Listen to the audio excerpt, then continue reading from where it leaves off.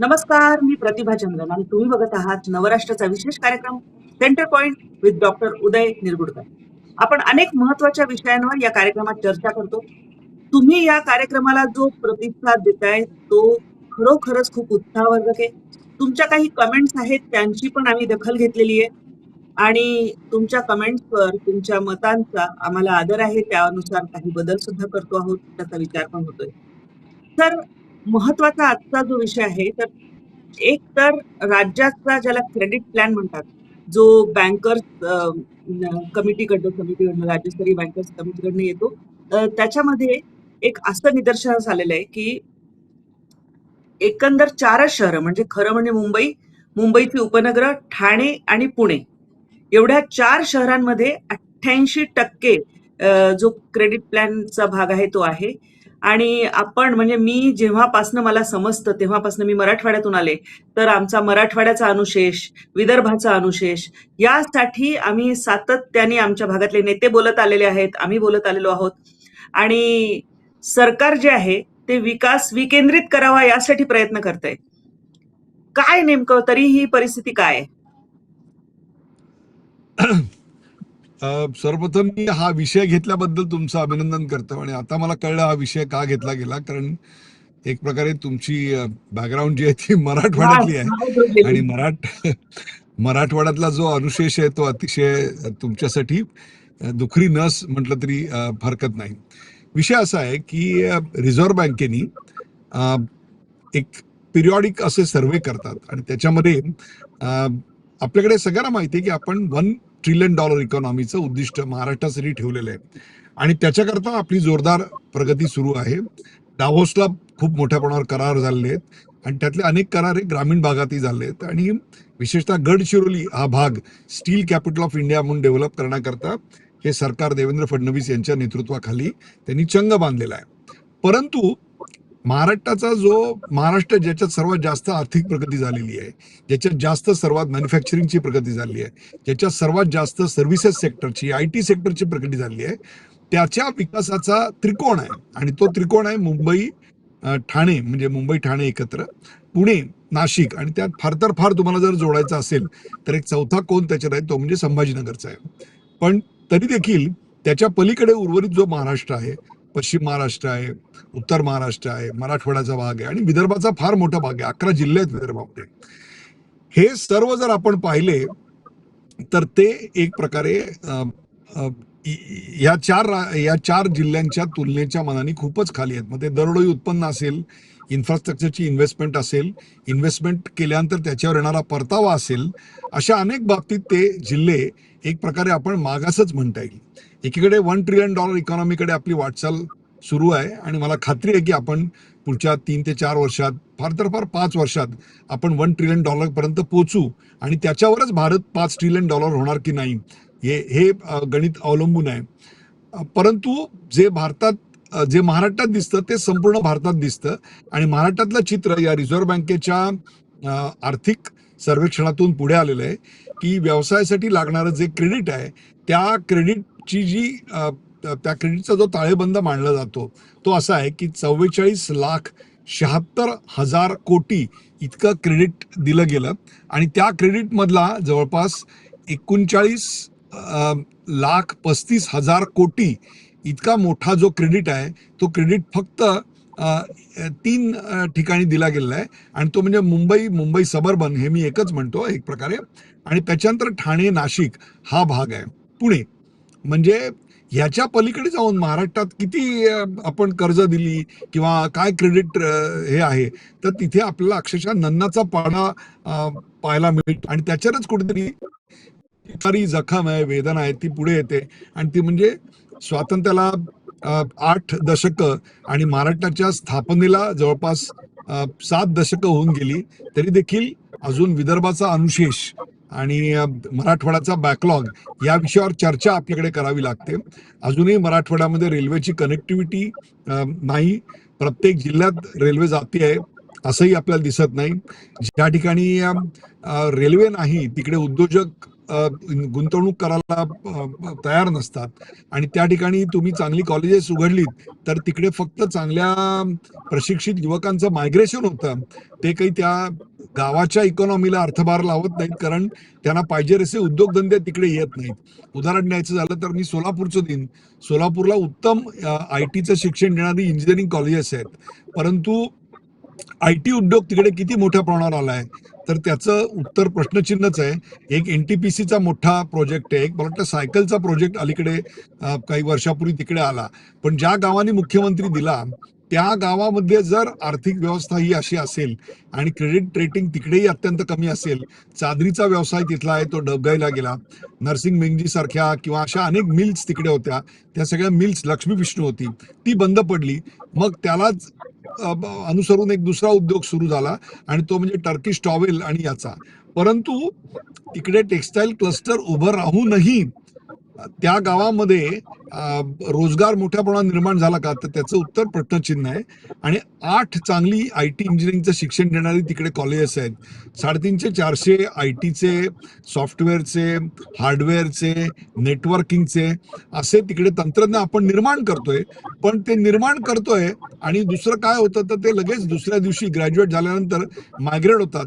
जातात कुठे, तर ते बंगलोरात जातात, पुण्यात जातात, हैदराबादला जातात. आणि पुण्याहून सोलापूरला येणारी हुतात्मा गाडी जी आहे ती हुतात्मा ट्रेन शुक्रवारी संध्याकाळी फुल्ल भरलेली असते. आणि आपल्याला असं वाटतं की सोलापूरची काय प्रगती झाली. तो पैसा सोलापुरात येत नाहीये. ती मुलं पुण्याच्या बाहेर जातात, कारण आपल्या आई वडिलांना भेटायला शनिवारी फक्त तिकडे येतात. बाकी त्यांची जी घरं होतात ती पुण्यात होतात, त्यांच्या मुलांची शिक्षण होतात ती पुण्यात होतात, ते गाडी विकत घेतात ती पुण्यात घेतात. ते फक्त आई वडिलांना भेटण्यासाठी येतात त्या सोलापूर गावामध्ये. त्यामुळे गावाला एक प्रकारचं बकाल पण येतं. आणि हे फक्त मी सोलापूरचं म्हणत नाहीये. मग सोलापुरातल्या विद्यार्थ्यांनी काय, ग्रॅज्युएट झाल्यानंतर 4 पुतळ्याखालची माती आपल्या कपाळाला भस्म म्हणून लावायची आणि त्या गावाला कायमचा अलविदा म्हणायचं. याला आपण विकास म्हणणार का? $1 ट्रिलियन इकॉनॉमी 2030 साली आम्ही झालो.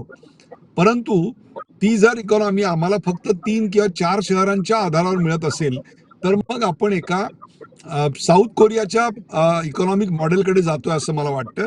साऊथ कोरियाचं इकॉनॉमिक मॉडेल तुम्ही पाहिलं तर वरवरचे आकडे तुम्हाला फार आकर्षित करणारे दिसतात. उदाहरणार्थ दरडोई उत्पन्न हा जर विषय घेतलात तर दरडोई उत्पन्नामध्ये आणि बाकीच्या आर्थिक पॅरामीटर्समध्ये साऊथ कोरिया अतिशय अट्रॅक्टिव्ह वाटते. पण तिकडे पॉप्युलेशन हे 3 मोठ्या शहरात कॉन्सन्ट्रेट झालेलं आहे आणि खेडेगावामध्ये फक्त वृद्ध लोक राहतात आणि त्यामुळे आत्महत्यांचं प्रमाण जे आहे ते आत्महत्यांचं प्रमाण प्रचंड वाढलेलं आहे. मग अशा प्रकारची विकास व्यवस्था आपल्याला पाहिजे का? विकास जो हवा तो विकास $1 ट्रिलियन इकॉनॉमीचा जर मराठवाड्यातल्या तुमच्या अनुशेष असलेल्या भागामध्ये, विदर्भात जेथे बॅकलॉग आहे त्या भागाला जर आम्ही वगळून करत असू, तर एक तुम्ही लक्षात घ्या, जिथं अशा प्रकारे क्रेडिट नाही म्हणजे याचा अर्थ तिकडे उद्योग नाही, कारण उद्योगाला क्रेडिट लागतं. आणि मग ते जर उद्योग व्यवस्था तिकडे नसेल आणि ती किती भीषण आहे तुम्हाला मी सांगतो आता की एक नायगावकरांची कविता आहे, अशोक नायगावकर कवी, जे सद्यस्थितीवर भाष्य करणारी आणि अतिशय टोकदार अशी नायगावकरी अस्सल टीका असणारी कविता आहे.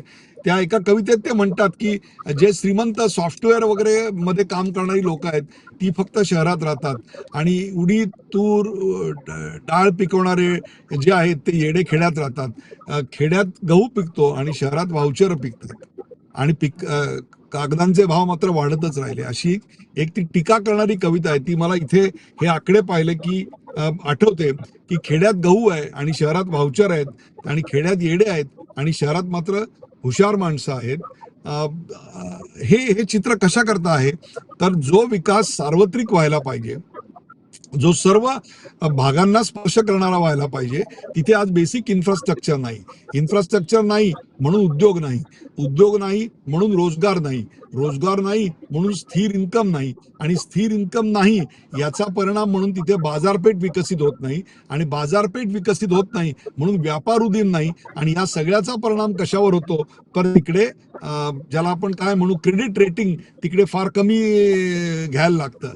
मग ह्याच्यावर काय करतात, आपल्याकडे परिसंवाद करतात, चर्चा करतात, महामंडळ स्थापन करतात, पण परिणाम काय होतो, जिथे इकॉनॉमिक ऍक्टिव्हिटी नाही तिथे क्रेडिट नाही. आणि हेच या सर्वेक्षणातून रिझर्व्ह बँकेच्या पुढे आलेलं आहे. हे काही नवीन संशोधन आलेलं नाही, पण ते नव्या पद्धतीनं आणि त्याची तीव्रता अधिक नव्या पद्धतीनं आलेली आहे. म्हणून त्याची दखल घेणं अत्यंत महत्वाचं आहे की उद्या आम्ही $1 ट्रिलियन इकॉनॉमी झालो आणि यवतमाळमध्ये जर पुन्हा तेच चित्र आम्हाला दिसत असेल की ट्रेन नाही, गावागावातून कनेक्टिव्हिटी नाही, गावात उद्योजकता नाही, गावात शिकला मुलगा की गाव सोडून गेला, ही परिस्थिती जर निर्माण होणार असेल तर मला असं वाटतं की या विषयावर चर्चा व्हायला पाहिजे, याची उपाययोजना शोधली गेली पाहिजे. आणि त्याच्यावर आजपासून जे अधिवेशन चालू झालेलं आहे त्या अधिवेशनात फक्त दुष्काळ आणि पाण्याचा तुटवडा यावर चर्चा नको, तर विकासाचा समतोल आणि सर्व जिल्ह्यांचा विकास यावर चर्चा व्हायला पाहिजे. आणि प्रत्येक जिल्ह्यासाठी एक कृती प्लॅन करणं आवश्यक आहे. अगदी बरोबर सर. तुम्ही साकल्याने खरं म्हणजे हा विषय मांडलेला आहे. तुम्ही नायगावकरांचा उल्लेख केलात तर फमू शिंदे, नायगावकर आणि रामदास फुटाणे हे एकत्रित कार्यक्रम करून समाजातल्या ह्या ज्या नेमक्या गोष्टी आहेत त्यावर नेहमी बोट ठेवताना आपल्याला दिसतात. त्यांचे अनेक कार्यक्रम जागोजागी होत असतात. ते कधी मिश्किल, कधी हसरे, कधी कोपरखळ्या देणारे, तर कधी अगदी मर्मावर बोट ठेवणारे अशा स्वरूपाचे असतात. यामध्ये काही महत्वाच्या गोष्टी अजून अशा आहेत की जो आपण विकासाचा आराखडा म्हणतो, आपण मुंबई आणि मुंबईच्या आजूबाजूची शहरं, मग तिथे आलेलं नवी मुंबईचं आंतरराष्ट्रीय विमानतळ असेल, कनेक्टिंग लिंक असेल, म्हणजे दाखवायला आपण बघितलं तर यातला सगळ्यात जो भाग आहे, जो आकडा आपण आता सांगितला होता 39 कोटी 39.35 लाख म्हणजे 39,35,00,000 वगैरे, तर त्याच्यातला 27.80 कोटी हा फक्त आणि फक्त मुंबईतला आहे. बाकीच्या मुंबईतला उरलेला जो आहे होय, मी एकमेव मी मुंबईमधला तुम्हाला आहे. मी तुम्हाला याचं हे संपूर्ण भारतभर कसं आहे हे तुम्हाला मी सांगतो. होय. संपूर्ण भारतामध्ये 381 जिल्हे असे आहेत की ज्यांची economic activity contribution to India is 5%.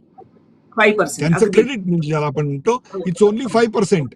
आणि क्रेडिट जे आहे ते फक्त 50% भागात जात आहे. सर्वत्रच आहे हे. सर्वत्र असं होतंय की फक्त 11 जिल्हे आहेत या देशामध्ये. तुम्हाला आश्चर्य वाटेल प्रतिभाजी, फक्त 11 जिल्हे असे आहेत की जे 11 जिल्हे बँकांचं 50% क्रेडिट घेतात. मग बाकीचे 50% कुठे जातात, तर ते उर्वरित 381 जिल्ह्यांना जातात. म्हणजे त्या जिल्ह्यातली इकॉनॉमिक ऍक्टिव्हिटी ही किती कमी आहे हे आपल्या लक्षात येतं. आणि मग याच्याकरता काय होतं की याच्याकरता मराठवाडा विकास महामंडळ स्थापन होतं, विदर्भ विकास महामंडळ स्थापन होतं, उर्वरित महाराष्ट्र विकास महामंडळ स्थापन होतं. प्रत्येक पिकाचं वेगवेगळं मंडळ आहे, ते वेगळंच आहे. आणि त्याची संशोधन मंडळ आहेत, त्याच्या पिकाची प्रोडक्टिव्हिटीची संशोधन मंडळ आहेत, लघु उद्योग संघटना आहेत, पण या सगळ्यातून शेवटी अल्टिमेटली ग्रामीण भागामध्ये आपल्याला आता या क्षणाला क्रेडिट किती गेलं याच्यावर सगळं अवलंबून आहे. आणि त्या क्रेडिटचा आकडा जो आहे तो जर इतका कमी असेल की 47 लाख कोटींपैकी जर फक्त आपण 39 लाख कोटी फक्त मुंबई, ठाणे, पुणे या भागात खर्च करू शकत असू आणि 88% राज्याचं क्रेडिट प्लॅन जे आहे ते फक्त या 3 शहरात खर्च होत असेल, तर मग उर्वरित 12% जर बाकीची शहरं असतील तर मग तिकडे रोजगारासाठी तरुण शहराकडे धाव घेणारच आहे आणि शहरावरचा भार वाढणारच आहे. आणि मग तिकडे इन्फ्रास्ट्रक्चरचा डेफिसिट जो आहे, जो आता मुंबईमध्ये आम्हाला दिसतोय तो कायम दिसणार आहे. आज बघता बघता ठाण्याची लोकसंख्या 27 लाखाच्या पुढे गेली, मुंबईची लोकसंख्या 1.5 कोटीच्या 2.5 कोटीच्या घरात जाऊन पोहोचलेली आहे, पुणे आज 30 लाखाच्या पुढे जात आहे. आणि हे का होत आहे सगळं, तर मग चांगलं एज्युकेशन असेल तर ते पुण्यामध्ये, चांगली नोकरी असेल तर ती पुण्यामध्ये. मग ग्रामीण भागामध्ये याचा समतोल विकास जर झाला नाही तर मग तिकडचे प्रश्न हे भीषण होतात. तिकडे जर प्रगतीचं चक्र जर पोचलं नाही तर तिकडे पुन्हा एक प्रकारचा मानसिक कोंडमारा, भावनिक कोंडमारा त्या तरुणांना भोगावा लागतो. आणि याच्याकरता महामंडळ हा केवळ उपाय नाही, तर आपल्याला खूप तातडीनं, खूप वेगानं, वेगळ्या पद्धतीनं पावलं उचलली पाहिजेत. बजेटमध्ये या सगळ्याचं रिफ्लेक्शन आलं पाहिजे. आणि एक अख्खा दिवस मला असं वाटतं याची चर्चा करायला मंडळामध्ये आपण राखीव ठेवला पाहिजे की या प्रत्येक जिल्ह्याचे प्रश्न काय आहेत, प्रत्येक जिल्ह्याची साधनं काय आहेत, प्रत्येक जिल्ह्यातलं मनुष्यबळ काय, प्रत्येक जिल्ह्यातल्या अडचणी काय, हे घेऊन केलं पाहिजे. आता परवा मी चिपळूणला गेलेलो होतो. आणि चिपळूणला तिथले उद्योजक मला भेटायला आले. चांगली फ्लरिशिंग उद्योग लोटे परशुरामचा जो बेल्ट आहे तिथे केमिकल निघाले होते. आता त्या केमिकलला विरोध झाला होता. सगळं सोडून द्या आता, नंतर त्याविषयी नंतर बोलू आपण की तिकडे खरोखरच केमिकलची गरज होती का. पण आज त्या ठिकाणी एक उत्तम डेटा सेंटर येऊ शकतं. पण ते करताना काळजी काय घेतली पाहिजे. आज या क्षणाला तिकडे 2 गोष्टी मला दिसतात आणि त्या तिथल्या उद्योजकांनीच सांगितलेल्या आहेत. पहिली म्हणजे लोटे परशुरामच्या जवळ जी MIDC इंडस्ट्रियल इस्टेट आहे त्याला वाशिष्ठी नदीचं पाणी मिळत होतं. परंतु सध्या पावसानं ओढ लावल्यामुळे पाण्याचा तुटवडा आणि दुर्भिक्ष निर्माण झालं आणि योग्य नाही सरकारने असा एक निर्णय घेतला. तो म्हणजे आता पाणी फक्त प्यायला राखीव आहे आणि ते उद्योगाला पाणी दिलं जाणार नाही. आता मला सांगा याचा परिणाम काय होतो. याचा परिणाम असा झाला की इंडस्ट्रीला पाणी नाही आणि ज्या ठिकाणी पाणी ही अत्यावश्यक गोष्ट आहे, प्यायला सुद्धा पाणी नाही इंडस्ट्रीमध्ये. अनेक लोक बॉटल वॉटर ज्याला आपण म्हणतो ते बॉटल वॉटर मागून ऑफिसेस चालू ठेवत आहेत. मॅन्युफॅक्चरिंग तर बंद झालं. आता मॅन्युफॅक्चरिंग मध्ये जे लेबर होतं ते लेबर काही महाराष्ट्रातलं सगळ्या ठिकाणी होतं अशातला भाग नाही. मग ते होतं तुमचं बिहारमधलं, ते होतं उत्तर प्रदेशमधलं, ते होतं बंगाली. आणि मग ते आत्ता निवडणुकीला बंगालला जाऊन आले होते सुट्टी घेऊन 8 दिवस. ते आता पुन्हा इथे पाणी नाही, जॉब नाही म्हणून ते पुन्हा पश्चिम बंगालला निघून गेले. आता मला सांगा ते पुन्हा परत यायला किती दिवस लागतील. पाणी नाही म्हणून जातात, ही किती भीषण गोष्ट आहे. आणि दुसरीकडे जर तुम्ही पाहिलं असेल तर वाशिष्ठी नदीचं पाणी समुद्रामध्ये वाहून जातं आणि भरतीच्या वेळेला वाशिष्ठी नदीत बराच आतपर्यंत 1.5-2 किलोमीटरपर्यंत जे पाणी येतं ते पाणी समुद्राचं मचूळ पाणी असतं. मग त्या ठिकाणी बंधारे घालून ते पाणी अडवून त्या भागात रिझर्व्हायर निर्माण करून आपण त्याचा निचरा करून जमिनीचा भूजल पातळी वाढवण्याच्या दृष्टिकोनातून किंवा पंप करून ते इतरत्र कुठेतरी स्टोअर करण्यापर्यंत हे अशा उपाययोजना का नाही केल्या. काही ठिकाणी तुम्हाला सांगतो परभणीला मी गेलो होतो. परभणीला इंडस्ट्री का वाढू शकत नाही. 2 गोष्टी. त्यामुळे इलेक्ट्रिसिटीचा अनइंटरप्टेड सप्लाय नाही. ज्या ठिकाणी आहे त्याचे रेट आम्हाला परवडणारे नाही. आणि दुसरी गोष्ट परभणीमध्ये रिक्रिएशन किंवा ज्याला आपण यंगस्टर्सना आवडणारं लाईफ आहे ते लाईफ तिकडे काही उपलब्ध नाही. त्यामुळे परभणीला नवीन प्रकारचे जे उद्योग आहेत 21व्या आणि 22व्या शतकातले, मग ते AIचे असतील, सॉफ्टवेअरचे असतील, ते उद्योग आम्हाला तिकडे येताना दिसत नाहीत. आणि तिकडे IT इंजिनियर झालेला मुलगा जो आहे परभणीच्या किंवा तिच्या जवळच्या इंजिनिअरिंग कॉलेजेसमधून तो मग मायग्रेट होतो आणि गावात कोण उरतात तर गावात फक्त हरभरा, तूर, गहू पिकवणारे येडे गावात राहतात आणि शिकले सवरलेले व्हाउचर पिकवणारे शहरात येतात. ही वस्तुस्थिती आहे आत्ताची आणि त्याच्यावर तातडीने विधान परिषदेमध्ये या रिपोर्टची चर्चा व्हायला पाहिजे. अनेक वर्ष असेच रिपोर्ट येत आहेत, त्यात काय चर्चा करायची. आम्ही प्रयत्न करतोय, परंतु एखाद्या भागाचं चित्र पालटायचं असेल तर त्याला अनेक वर्ष लागतात. हे 2-3 वर्षाचं काम नाही असं म्हणणाऱ्यांनी the the the the arsenal of democracy नावाचं एक पुस्तक आहे. ते पुस्तक जरूर वाचा.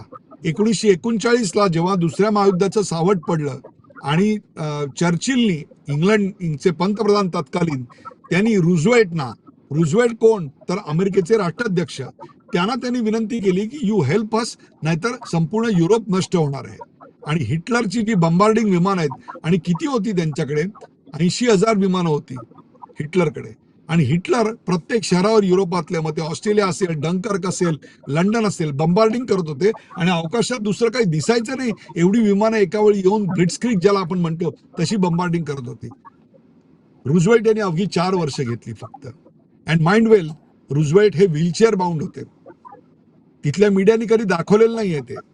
आपल्या राष्ट्राध्यक्षाची किंमत त्यांनी ठेवली. आपल्या राष्ट्राध्यक्षाचं हे शारीरिक वैगुण्य त्यांनी समाजासमोर येऊ दिलं नाही. 1921 साली वयाच्या 39व्या वर्षी त्यांना असाध्य असा रोग झाला आणि कमरेखालचा जो त्यांचा भाग होता तो त्यांचा कमरेखालचा भाग एक प्रकारे लुळा पडला. ते जेमतेम स्टील प्लेट्स लावून भाषणाच्या वेळी उभं राहू शकायचे. पण कधी त्या मीडियानी ते लोकांसमोर येऊ दिलं नाही आणि आपल्या पंतप्रधान आपल्या राष्ट्राध्यक्षाची चांगली बाजूच फक्त दाखवली. रुझवेल्टने काय केलं बाकी सगळ्या ऍक्टिव्हिटी स्लो डाऊन केल्या आणि फक्त फोकस काय केला तर तो फोकस युद्ध सामुग्रीच्या निर्मितीवर केला. विमानं उभी केली. त्या काळात अगदी फोर्ड सारखी कंपनी सुद्धा विमानं बनवत होती. एडिसन फोर्ड यांचं त्यावरचं जे भाष्य आणि त्याचं लिखाण जे आहे ते तुम्ही काढून बघा, त्याच्यात तुम्हाला बघायला मिळेल. आणि अवघ्या 4 वर्षात त्यांनी अमेरिकेचं चित्र बदललं. 1939च्या आधी अमेरिका म्हणजे साधारणतः लायबेरिया किंवा इथिओपिया किंवा सोमालियासारखा देश होता. परंतु त्यांनी 4 वर्षात प्रचंड मोठ्या प्रमाणात युद्धसामुग्री निर्माण केली, विमानं निर्माण केली आणि त्यांची जी युद्धखोर स्वभाव आहे त्यातून त्यांनी पैसे सुद्धा मिळवले. त्याच्यावर मी आता भाष्य करणार नाही, तो एक वेगळा कार्यक्रम करू. पण 4 वर्षात जर चित्र अमेरिकेचं पालटू शकतं तर मग हा उर्वरित महाराष्ट्राचा जो रिपोर्ट आहे जिथे फक्त 88% क्रेडिट 3 शहरात जात आहे, हे चित्र बदलायला आम्हाला आणखीन 8 दशकं वाट पाहायला लागणार आहे का, असा प्रश्न तिथला विद्यार्थी, तिथला तरुण, तिथली तरुणी आज शासनाला विचारतात. शासन $1 ट्रिलियन ऍक्टिव्हिटी आणि टार्गेट अचीव्ह करेल, पण ते $1 ट्रिलियन कुठून, हा सबका साथ सबका विश्वास सबका विकास हा प्रश्न आता निर्माण झालेला आहे. अगदी महत्वाचं बोललेले आहात सर तुम्ही. फक्त एक मुद्दा शेवटचा घेते, तो असा की हा प्रश्न, हा जो एक आर्थिक निर्देशांक आलेला आहे, हा एक दर्शक आहे की हे नेमकं काय चाललेलं आहे. पण यासोबत सामाजिक प्रश्न आहेत, सांस्कृतिक प्रश्न आहेत. शेतकऱ्यांना लग्नाला मुली मिळत नाहीत असा सर्वे झालेला आहे की महाराष्ट्रामध्ये 25 ते 30-35 या वयोगटातली किमान 3.5-4 लाख मुलं अशी आहेत की जी अविवाहित आहेत. कारण शेतकऱ्याच्या मुलाला कोणी मुलगी द्यायला तयार होत नाही. एक शेतकरी दुसऱ्या शेतकऱ्याच्या मुलाला मुलगी, त्याला शहरात कॅब चालवणारा जास्त सुरक्षित त्याला इन्कम आहे असं वाटतं. ही परिस्थिती आहे. आणि हा सगळा याचं कारण असं आहे की शैक्षणिक तिकडे सगळं विकास पोचलेला नाही, हा तिथला खरा प्रॉब्लेम आहे. बरोबर. आणि त्यामुळे समतोल विकास कसा होईल याचा विचार करायला लागणार आहे. एक गडचिरोलीला आपण स्टील सिटी म्हणून ज्या पद्धतीने प्रमोट करण्याचा प्रयत्न झाला आंतरराष्ट्रीय स्तरावर सुद्धा, किंवा आता छत्रपती संभाजीनगरमध्ये एक ऑरिक सिटीचा एक प्रोजेक्ट योग घातलाय. राम भोगले तिकडचे जे अनेक वर्ष 6 दशक ते सुद्धा तिथे लढतायत, उद्योग करतायत. त्यांनी सांगितलं आता कुठे थोडी चालना मिळतीये, पण ही थोडी आहे आणि आणखी त्याला जास्त तशाच पद्धतीने विकास करायला लागणारे अनेक शहरं जी आपली आहेत त्यांच्यापर्यंत ही विकासाची गंगा पोचवावी लागणार आहे. तरच हा प्रादेशिक समतोल राखला जाईल.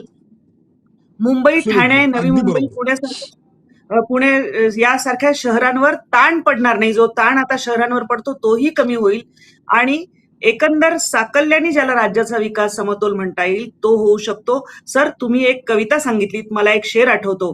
कारण वैधानिक विकास मंडळांचा आणि वेगवेगळ्या विकास मंडळांचा उल्लेख झाला की असं म्हणतात ते की ही सगळी कागदावरच आहेत. तर रेज्युलेशन की गर्दिश है मगर उसका असर गायब, पलेटो की सदा सुनता हूं मगर खाना नहीं आता. अशी काहीशी परिस्थिती आहे. ही परिस्थिती बदलणं अतिशय गरजेचं आहे.